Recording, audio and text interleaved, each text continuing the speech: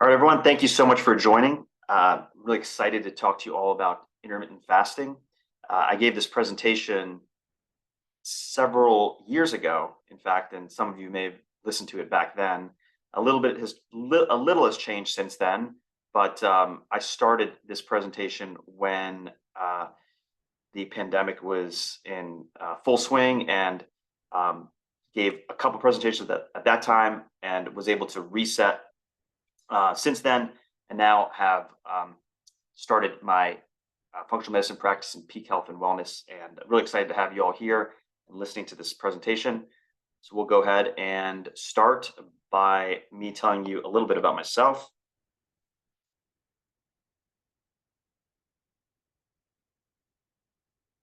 Okay, for those of you that don't know me, my name is Ravi Gupta. I am a functional medicine doctor.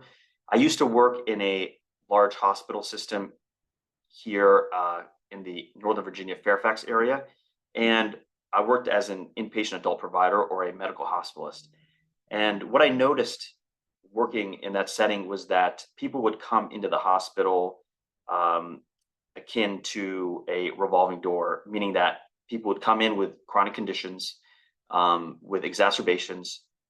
We would treat them for their exacerbation. They would leave and then come right back in with another exacerbation of their chronic illness. And in my mind, I was thinking there has to be a better way to treat them. And that's when I discovered functional medicine, which really focuses on the root cause of disease. And when you're focusing on the root cause, you can cure chronic illness. In fact, one of my good friends and a very well respected physician amongst his colleagues told me that chronic disease always progresses. I remember he told me this years ago. And with functional medicine, I realized that is absolutely not true. You can reverse chronic disease if you really focus on the root cause of illness. So there's me, there's my two kids. And this here is a bit about my practice. Now, this webinar is for all of you. I'm here to serve you. I want to answer any questions that you may have. So feel free to put them in the chat box. If you are interested in learning more, you're welcome to visit my website, peakwellnesshealth.com, where you can gain access to a 10-day body reset module that teaches you about diet, sleep, meditation, exercise, and guides you how to lower blood sugar, lower blood pressure, lower body fat, and improve biomarkers in just 10 days. Additionally, you can find a body optimization module, which teaches you how to lose fat and build muscle. It's still in progress at the time of this recording, but I'm working on it and it's almost complete. And finally, you can have a one-on-one consultation with me through the website. Okay, so let's move on to the topic at hand. First of all, I'd like to talk a little about functional medicine. So what is functional medicine? At its core, functional medicine is an approach that seeks to address the underlying cause of disease. This can be visualized through the metaphor of this tree that you see here, and the roots represent the foundational aspect of our health. So on these roots, you can see sleep and relaxation, exercise and movement, nutrition, stress, and relationships. If any of these roots are unhealthy or neglected, it can have a negative impact, which proceeds through the trunk of this tree, through genetic predispositions, antecedents, triggers, mediators, and then through this the fundamental organizing systems in your body, and then finally presenting as signs or symptoms. So for example, if you have a skin condition, it could be related to imbalance in your gut microbiome, which could be related to poor nutrition or diet. Or if you have thyroiditis, Hashimoto's thyroiditis, which is a common condition, and you see your endocrinologist who treats that with a pill, Synthroid, to build back your thyroid hormone levels. That's treating the symptom, but the underlying cause may be related to your diet, may be related to imbalances in your gut microbiome, leaky gut, whatever it may be. And if you fix those underlying issues, you can solve the chronic disease. So as I've gained in experience in functional medicine, it has become increasingly clear to me that there's a correlation between nature and our overall health. In fact, I feel that our well-being is inextricably linked to our environment, meaning that exposures to toxins and diet filled with processed food, air that's not clean, not being exposed to proper sunlight is detrimental to our health. Prioritizing our connection with nature is essential. An example of this, a very strong example, is sunlight. And sunlight is not just a way of us to, view the world around us. It actually is a medicine. So sunlight itself hydroxylates vitamin D into its active form. It actually, in fact, provides infrared radiation, which acts as an antioxidant to your mitochondria. It helps entrain our circadian rhythm. So when you're exposed to sunlight in the morning or throughout the day, you achieve these health benefits. And that's just one of many examples of how being in nature contributes to your overall health. And I see this pattern repeated over and over and over in the patients that I see. Being closer to nature means improved health. Another way to think about functional medicine is your reserve. So on one hand, you have ease, which is nutrition, exercise, sleep, mindfulness, and strong relationships. And the other hand, you have dis-ease, which is poor diet, toxins, allergens, microbes, and stress. So as the goal is to increase your ease so that when you have an insult, when you have an infection or whatever it may be, when you have some disease, you have enough reserve to handle it. And that's fundamentally what we're trying to accomplish with functional medicine. Okay, so now let's get to intermittent fasting or time-restricted eating. There are many, many benefits, and we'll go through these in this presentation. Improved memory, better concentration, reduced inflammation, increased insulin sensitivity, lower blood pressure, lower heart rate, less fatty liver, et cetera, et cetera. Many benefits to intermittent fasting, and you can read all of them here. And this is well documented in the literature. And I'm going to present some case studies that show you how therapeutic this tool can be. So the objectives for this presentation are to understand a general background of dietary habits in the US and pressures to eat a certain diet, learn the definition of intermittent fasting, learn the biology and physiology of intermittent fasting, and learn how to implement intermittent fasting. So I really want to give you some take-home tools in this presentation so that right after you listen to it, you can start immediately and gain some of the benefits that we just discussed. But first off, I'd like to share with you this video. My mom always said that you have to eat everything from your plate. You have to eat all the food because there is starvation in Africa. And then I ate every day. And then I grew a bit older and I started to think that how have I helped the situation in Africa? I'm now a little bit overweight. I hope they are happy. I have done my best. Eating so much. If I ever go to Africa and they look at my belly, I will say that I did it for you. Okay, well, I found that hilarious. And it's a good start to talk about food myths. A lot of myths surrounding eating, cultural, familial beliefs. Corporations really dig into this. They try to create beliefs and behaviors. Drug companies, also big pharma, government. So we'll talk about that as we go. But first, I'd like to discuss a case with you, and this is a case study that was published by Jason Fung. He is a nephrologist, and he is one of the talking heads around intermittent fasting. He wrote an excellent book. A lot of the information that I'm going to present to you, I acquired from this book. So if you're interested in learning more about intermittent fasting, search Jason Fung, intermittent fasting. His book will pop right up. Okay, so getting onto the case. Joe is a 40-year-old male with diabetes for 20 years.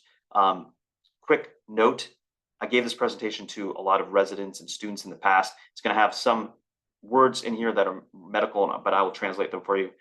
History of high blood pressure, high cholesterol. His diabetic medications include insulin and other oral diabetic meds, and he's been on insulin for 20 years. So the intervention in this study was first intense dietary education, 6 hours the first day.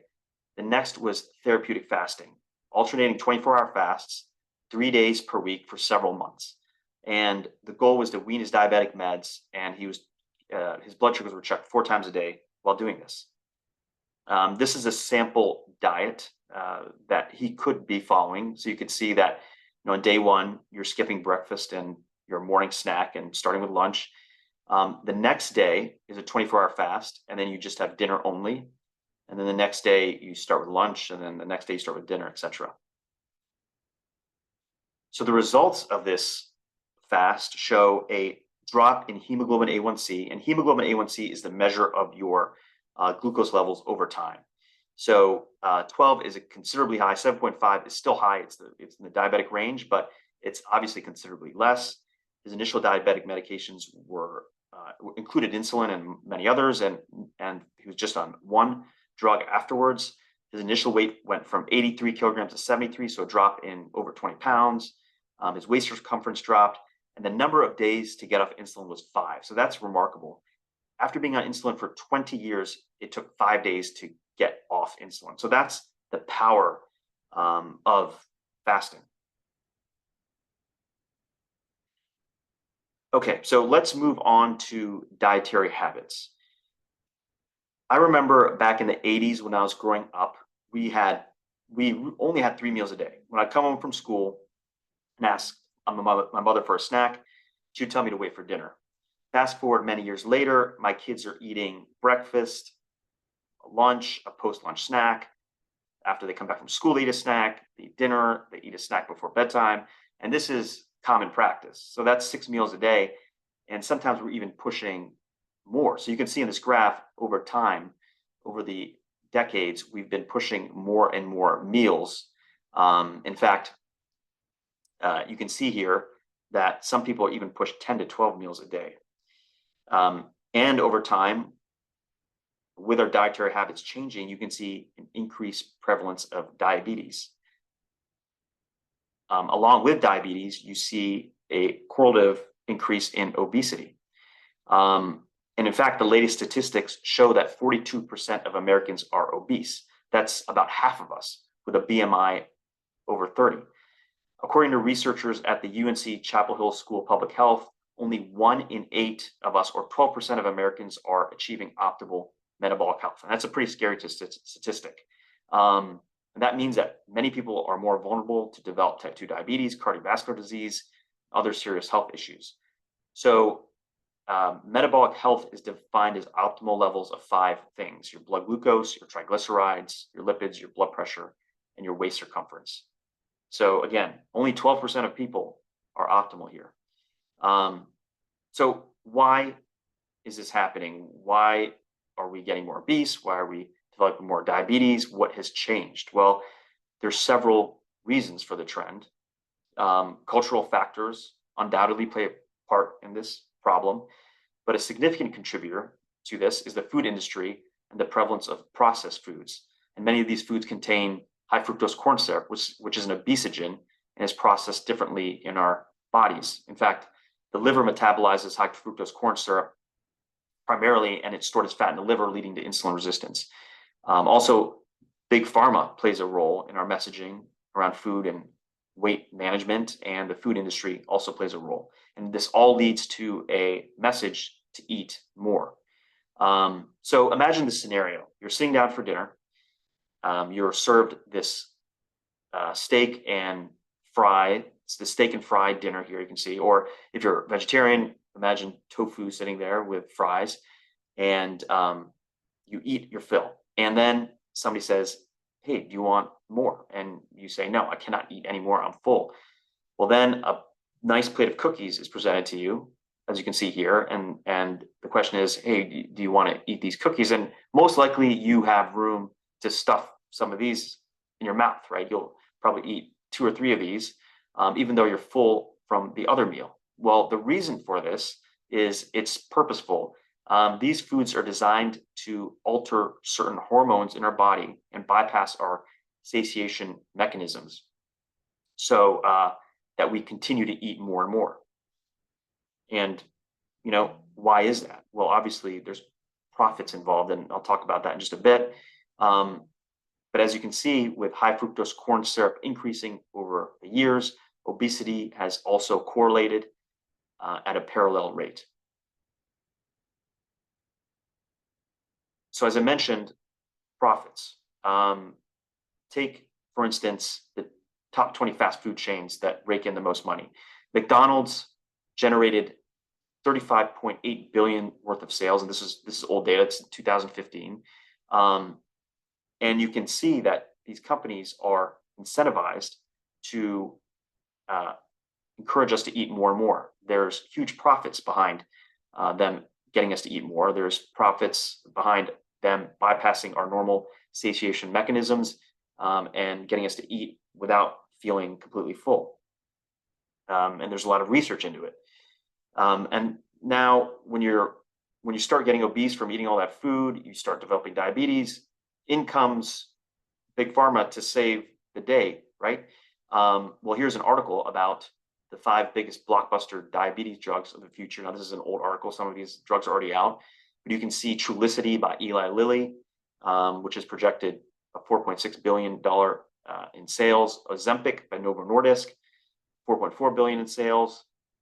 Probably past this easily. Jardiance, $3.5 billion in sales.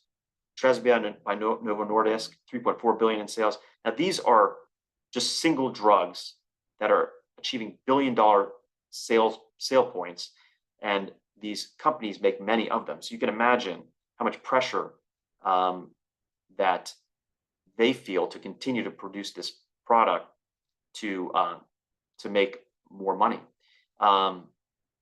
Interestingly, the ADA is considered a reliable source of information to many of us, and I got this directly from the ADA website. It's worth noting that ADA has a select group of elite supporters, which includes mostly all pharmaceutical companies. Some of the ones I just mentioned, Lilly and Novo Nordisk, who manufacture drugs for diabetes treatment. So this really raises the question, if the ADA is supported by pharmaceutical companies that are profiting off you having diabetes, are your interests truly aligned? Now, the data on the ADA site a lot of it is sound, but you really have to think about this and take control of your own health instead of putting it in the hands of others. And that's what this is about. It's taking control of your own health, and intermittent fasting is an excellent tool to do so. Okay, once again, just for those who came in late, I want to quickly discuss my practice, peakwellnesshealth.com, Peak Health and Wellness. Please check out the website. You can gain access to a 10-day body reset module here. You can also access a module which teaches you how to lose fat, build muscle, and a link to get one-on-one consulting with me if you're interested. Check that link out. Okay, so now let's move on to intermittent fasting. How is it defined? It's restriction of eating to certain time periods. So many people call it time-restricted eating instead of intermittent fasting, because you can say, hey, look, I'm fasting between breakfast and lunch. That's fasting. Well, no, really you want to restrict the time you eat to certain periods. When you're fasting, there should be no macronutrients consumed during these periods. That means no fat, no protein, no carbs. So if you're drinking coffee, you cannot put cream and sugar in there. Water, black coffee, tea, bone broth are okay. You should take fluids. There's something called dry fasting. That's unhealthy. You should not do that. It's important to continue to take fluids. So here is a graph showing you insulin levels during a 12-hour fast, which is the most basic type of fast. Basically, you eat for 12 hours and then you fast for 12. And everybody should be doing this. This is just baseline good health. You can see that insulin levels increase during breakfast, lunch, and dinner when you're eating, and they drop when you are not eating, and that's when you're burning fat. So you're storing fat with increased insulin, you're burning fat when insulin drops. This is a 16-hour fast where you're storing fat when you eat lunch and dinner, but burning fat for a longer period of time. Now, it's important to note, if you're stuffing your face in the 16 or the 8-hour window here and eating a ton of calories, you're not going to lose weight. You're not really going to get the benefits of, you're not really going to realize the benefits of intermittent fasting. You really should eat whole foods, healthy diet during this time and eat as you would if you ate breakfast. So you're not trying to make up for breakfast. You're just eating your lunch and dinner as you would otherwise. Okay, so a brief history of fasting. Before the modern era, food availability was unpredictable and irregular. Periods without food could last weeks to months. So fasting was very common. Millennia ago, people would fast throughout the winter. And people, in fact, realized that there was something purifying about these fasts. And it has been adopted into many ancient cultures. Ramadan is one of them that we often, where we often see people fasting for long periods of time. Let's talk about some myths of fasting. The first myth is fasting puts you in starvation mode. That is not true. In fact, your metabolism is increased during fasting. And this is similar to, it's akin to the hungry wolf. If you see a wild wolf that's hungry and starving, it's going to be more alert, more focused.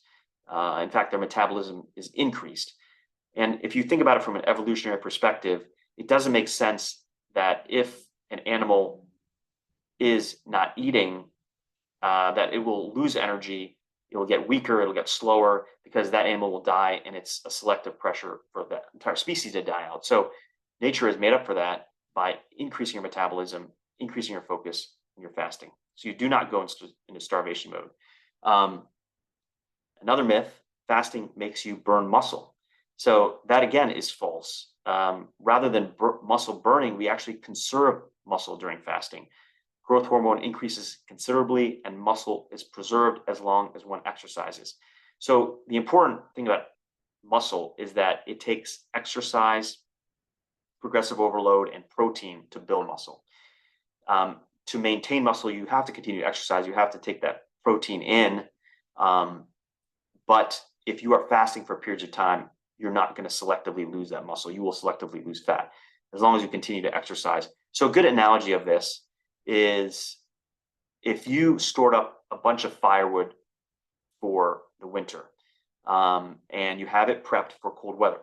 And when the weather does get cold, instead of taking the firewood, you start breaking down your house, taking the 2x4s and throwing it into the fire to make you warm. That makes absolutely no sense.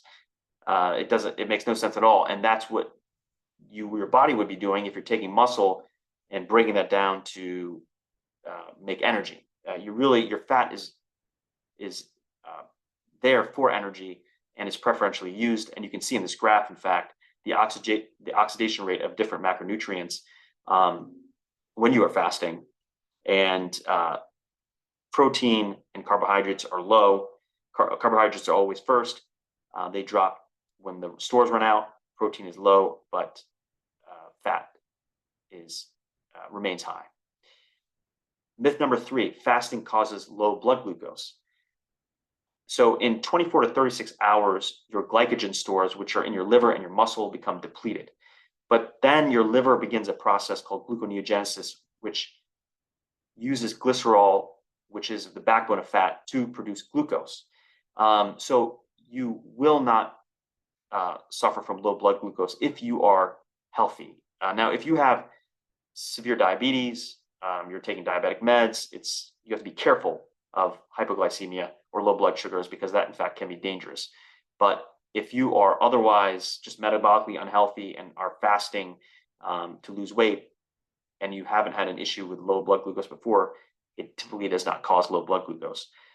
In fact, when you're fasting, people describe a sense of euphoria because you have a higher level of ketone production, which is a very efficient energy source, much more efficient than carbohydrates. And it makes you feel good when you're utilizing ketones. Myth number 4, intermittent fasting deprives the body of nutrients. So a very interesting case was one of a gentleman who fasted 382 days. So that's the longest recorded fast. So that's unbelievable. And he was taking essential micronutrients during this time, but was able to fast that whole entire time without eating anything and lost something like 200 pounds. So this just goes to show you that your body is able to recycle essential amino acids, fatty acids, which are normally lost in the urine and stool. there are no essential carbohydrates, so you do not have to worry about becoming carbohydrate deficient. But your body has this amazing mechanism to recycle all these macronutrients. And I'm not going to talk about the metabolic pathways in detail, but you can see here there's a lot of interplay between the metabolism of proteins, carbohydrates, fats, and you can create carbohydrates from fats or protein and vice versa. So your body is able to handle all of that without any issue. The advantages of fasting: diets fail, it's simple, it's free, it's convenient, and you can still indulge and fast extra to make up for it, and it's flexible. Now remember, fasting is not a diet. It's timing yourself during your eating and fasting periods. So it doesn't mean you follow a particular diet when you're intermittent fasting. You can still continue to eat whatever you're eating currently. It just means that you're not eating all the time. That's a really easy tool for people to use, because if they do want to indulge and go out one night and eat an extra dessert or so, then they can make up for it the next day by skipping breakfast or maybe even lunch. And it's not that difficult to do that. The eat less and move more philosophy does not work. There's multiple studies that have demonstrated that you cannot lose weight by just movement alone. You have to actually, this slide's incorrect. Just movement alone does not work. You have to eat less to continue to lose weight. Example is in the show Biggest Loser. Some of you may be familiar with the show, but there's multiple participants, 300 pounds plus, and their goal is to lose weight as fast as they can. These people almost always gain all the weight back because they do not change their behavior. They use exercise as a way to lose weight, and they just go right back to the way they were before. So the good thing about intermittent fasting is it can become a new habit for you. It's very easy to develop into a habit. You could just skip breakfast or skip dinner every day, or have a late breakfast, and it's easy to follow. So let's talk about some of the physiology of fasting, and specifically insulin. High insulin causes lipogenesis in adipose tissue. That means that the higher level of insulin, the more fat storage you have, the more glucose goes into your adipose tissue that turns to fat. And you cannot undergo lipolysis in a high insulin state, meaning that your fat cannot break down in that state. You need low insulin for lipolysis. You need low insulin for your fat to break down. So fasting maintains your state, your low insulin state, and it allows for continued lipolysis. So as you continue to fast, your insulin level drops, your fat is able to undergo lipolysis and break down those fats and use that energy to continue your daily needs. Type 2 diabetes is due to insulin resistance secondary to saturated fat. And the answer is not to push more glucose into these cells, but allow them to release their stores while fasting. And I think a good analogy to this, to explain it further, is insulin is like, and I'll use the school bus analogy. So let's say you have a school bus, you have a driver, and insulin is like the message from the school telling the driver to get more kids on the bus. So the driver's goal is to get more kids on the bus. He gets that message, more kids on. So he pushes the kids on the bus. More and more kids come into the bus. So the bus is like a fat cell. The kids are like glucose. They're coming in. Soon the bus is full. He gets the message, put more kids on the bus. Well, he's got to get another driver to help push these kids and jam them in on the bus. He continues to do so until it's so full, even 2-3 drivers can't get them in. And that's what's happening in your fat cells. Increased insulin is just pushing more and more glucose into the fat cells. And that's when you develop insulin resistance. The insulin just does not work. And once that's released, once the drivers just don't get the message anymore, they let the kids out. The kids will just come out of the bus, they'll stream out, and if you think about the fat cell, it will just decrease in size, and that's when you're losing fat and using that energy for other purposes. Okay, another benefit of fasting is autophagy and apoptosis. So as cells and cellular components age, they're broken down when there's no longer energy enough to sustain them, which causes a natural cleansing. So there's certain cells that are called senescent cells or zombie cells, some people call them, that are in your body that continue to function, but they're really not effective in their functioning.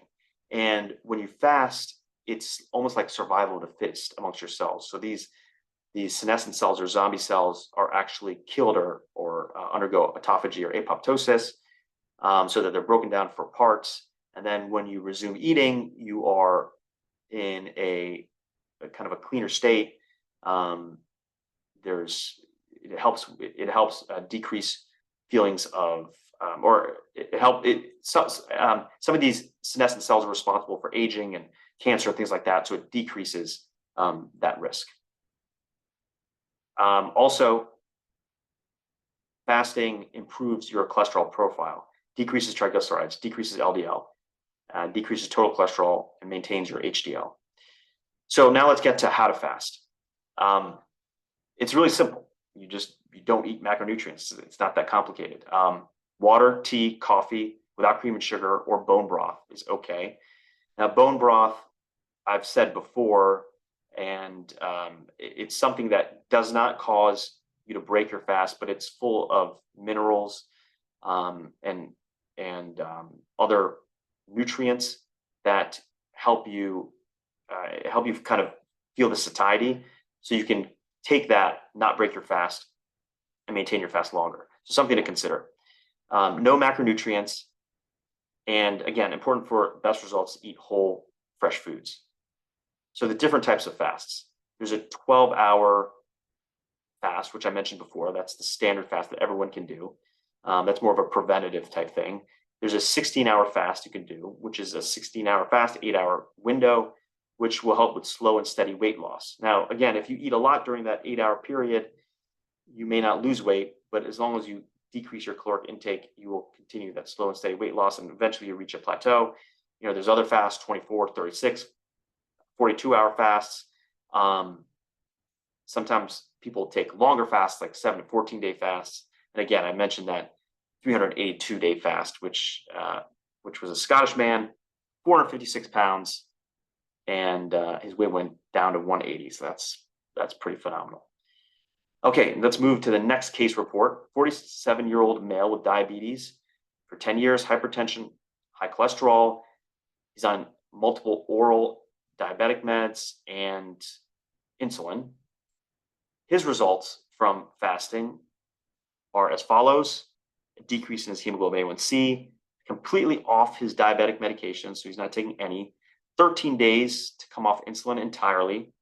He dropped his weight by around 20 pounds, also dropped his waist circumference.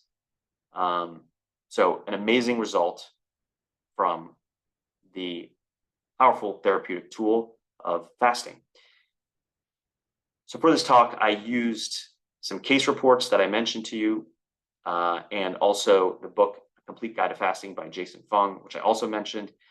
Also used the Institute of Functional Medicine, a great resource for all things related to functional medicine. This is my website. I mentioned it to you before.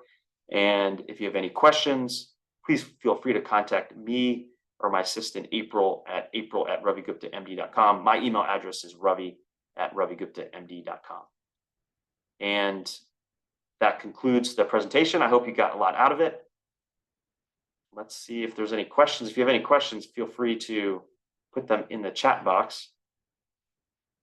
Let me open this up here.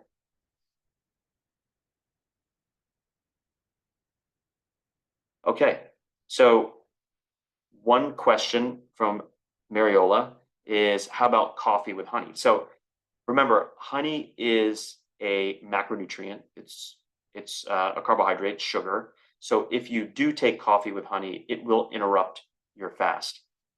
If you take a very little bit amount, like 10, 20 calories or something of that sort, it shouldn't have an effect on your body producing ketones, and it should be okay. But technically, you break your fast when you take coffee with honey.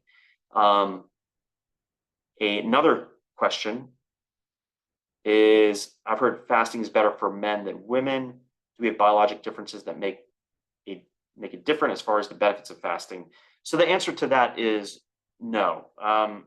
Men and women have the same physiology, the same metabolic pathways, and they both benefit from all of the things that I mentioned earlier. So there really are no differences between men or women.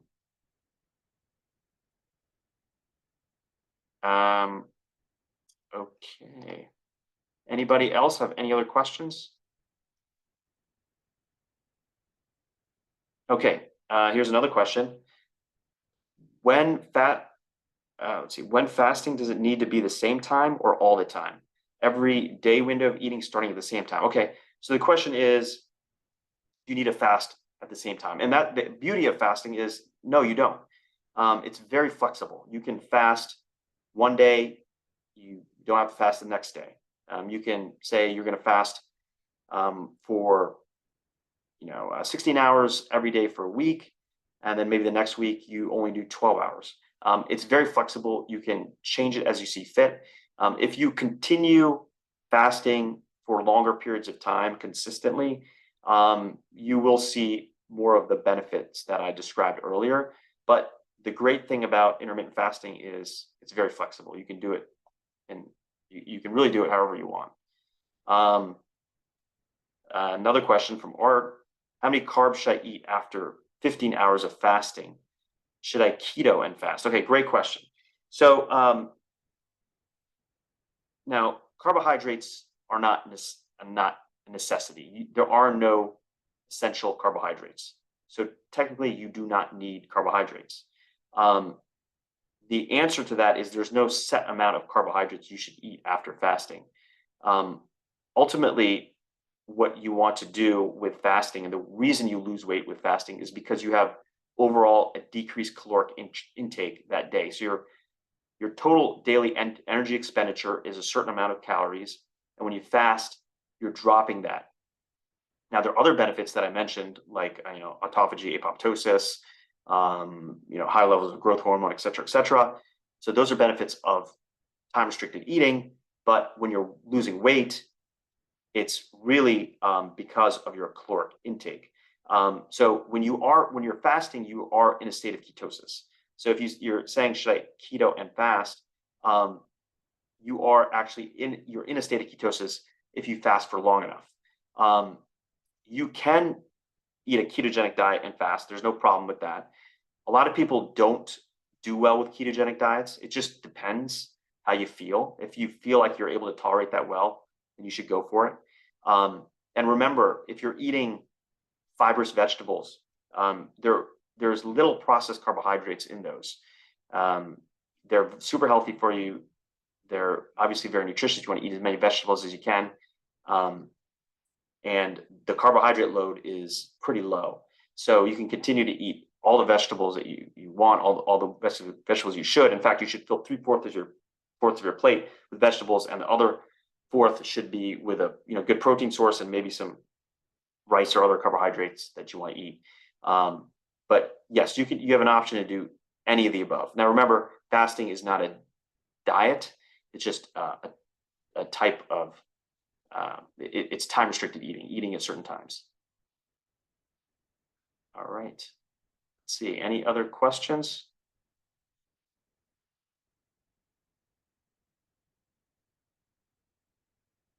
Okay, here's another one. What about fasting mimicking for people who need to start with eating a little bit to work their way up to a complete fast? So, great question.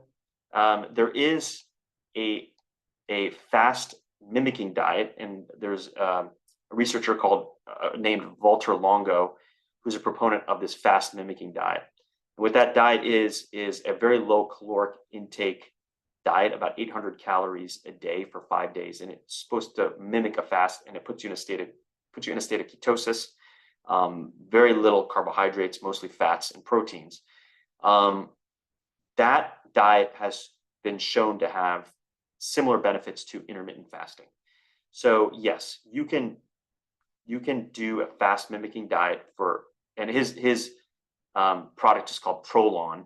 You can look it up, and it is a 5-day package, and you can do that for 5 days. It has similar benefits to intermittent fasting, and it's a little bit easier for folks because there are more calories. But what I've noticed personally is that if I do fast, it's much easier to not eat breakfast, not eat lunch, and eat a late meal than to eat a little bit in the morning, especially if it's carbohydrates, and try to not eat for the rest of the day. It's just so much harder because you already started that metabolic process of eating, and you start feeling hungry.